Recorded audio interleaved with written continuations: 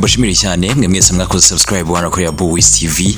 Ndizera ko bimeze neza mwe mwese mudukurikira umunsi ku munsi, abadukurikira ku mbuga nkoranyambaga ndabashimira cyane. Imbuga nkoranyambaga zanjye yaba kuri Instagram yaba kuri TikTok, hose reka ngusabe kujya gukora follow kugira ngo ujye umenya byinshi bigiye bitandukanye biba bivugwa hirya no hino ku isi.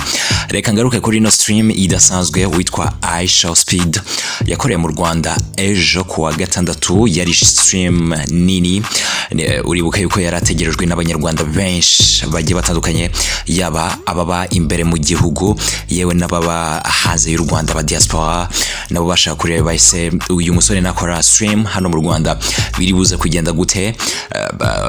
Nahoze mbona abantu benshi bavuga bati abanyarwanda n'abantu bifunga bashobora kutazaha IShowSpeed vibe yo hejuru kugira ngo nyine stream ye igende neza. Ariko guys, igitangaje IShowSpeed ejo abanyarwanda baramutunguye cyane, bamweretse vibe idasanzwe, bamweretse urukundo rudasanzwe.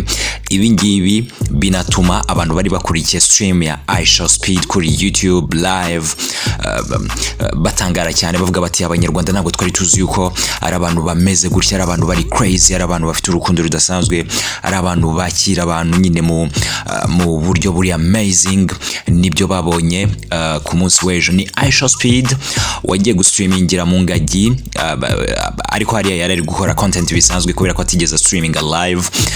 Yanatangaje yuko ikiganiro yafashe ejo agifatira mu ngagi nyine uyu munsi aribwo ari buze ku uploadinga kuri YouTube yiwe, ikurikirwa n'abantu benshi cyane hano mu Rwanda. IShowSpeed yanavuze yuko yahagira ibihe byiza cyane hariya mu birunga nyine ubwo yari yagiye gusura ingagi, cyane ko yari afite amatsiko menshi yo kureba uburyo ingagi zimeze, uburyo zibayeho mu birunga. Ibi ngibi yagiye bivugira muri South Africa, even no muri Zimbabwe, ubwo yavugaga yuko mu minsi iri imbere azaza mu Rwanda. So finally yesterday niho yahereye nyine, nubwo atigeze streaming live. Avuga yuko impamvu ya mbere atigeze streaming live ari mu ngagi ari kubera ko mu birunga hari ibiti birebire bitari gutuma nyine abantu bakurikira neza stream yiwe, we niko yabivuze. Hanyuma yahise akomereza hano mu Rwanda muri Kigali, noneho mu mujyi wa Kigali imbere, aho hari abanyarwanda benshi bari bamutegereje nyine bashaka kureba umuswima wa mbere ukurikirwa n'abantu benshi cyane hano ku isi. Ariko noneho akaba umuswima abantu benshi bafite yuko ari crazy, nyine ari umuntu ukora ibintu byose, ari umuntu ushaka kugerageza ibintu byose.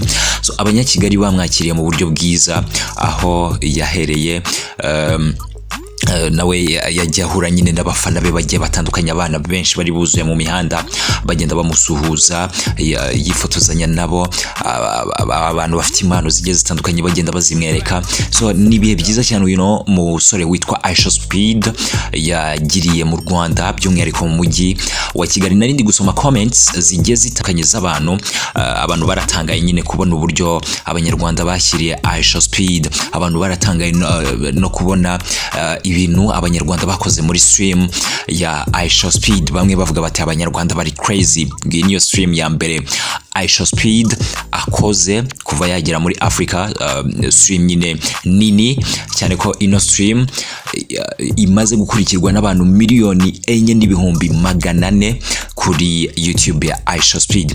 Umva, anga ni amateka akomeye cyane kubera ko kuva IShowSpeed yatangira gukora zino stream za tuwari gukorera muri Africa, umva u Rwanda nicyo gihugu cya mbere kimuhaye views nyinshi cyane muri stream imwe akoreye mu gihugu kimwe mu munsi umwe hano muri Africa.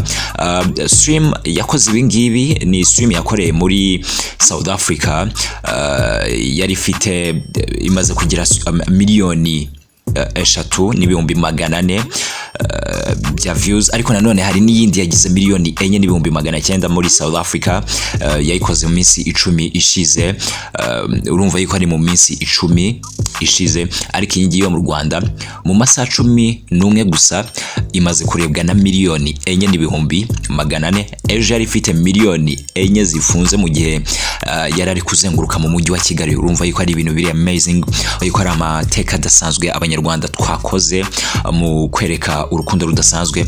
Uno musore witwa IShowSpeed wadusuye mu Rwanda ku munsi w'ejo. Hanyuma zimwe muri comments nyinshi abantu bagiye bandika muri comment za stream ya IShowSpeed, harimo nk'uyu ngo ati 3 million in just 3 hours, that's insane. Ati Rwanda up. Urumva yuko nawe yatangaye cyane. Uyu nguyu nawe ati this is one of the cleanest country in the world. Arimo aravuga u Rwanda ati ni igihugu rwose gisa neza cyane ku isi. Mu gihe witwa James yavuze ati Rwanda has broken South Africa and Zimbabwe record of views in the first hours of stream.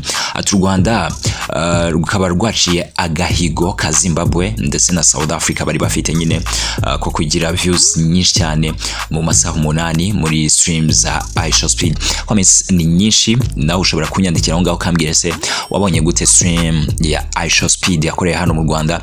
Ese wowe utaruzi IShowSpeed ku munsi w'ejo waramumenye? Ni iki wamenye kuri IShowSpeed? Wabonye ari umuntu umeze gute? Ari n'abandi bantu benshi nabonye bari baramupinze bavuga batese uyu yaje gukora iki mu Rwanda, ntabwo tumuzi, niba icyakora nyine bidasanzwe bituma akurikirwa n'abantu benshi. Ariko mwahise mubona nyine power, imbaraga za IShowSpeed, uburyo ari famous, uburyo ashobora gutuma igihugu cyawe kimenyekana cyane bitewe n'umubare w'abantu bamukurikira ku mbuga nkoranyambaga. Reka nkwibutse gukora subscribe kuri wowe utarakora subscribe hano kuri Buwiz Live. Nukora subscribe uzajya ukurikira amakuru menshi abagenda avugwa hirya no hino ku isi. Turabura n'abantu bake kugira ngo twuzuze 1,000, so kora subscribe kugira ngo abantu tubuzuze, turebe ko twongera kugaruka mu gakino neza nyuma yuko YouTube isibye YouTube channel yacu ifite abantu benshi. So ubu ngubu twatangiye bundi bushya nyine kugira ngo twongere tubikore. Have a good day. Big things popping and bad things stopping.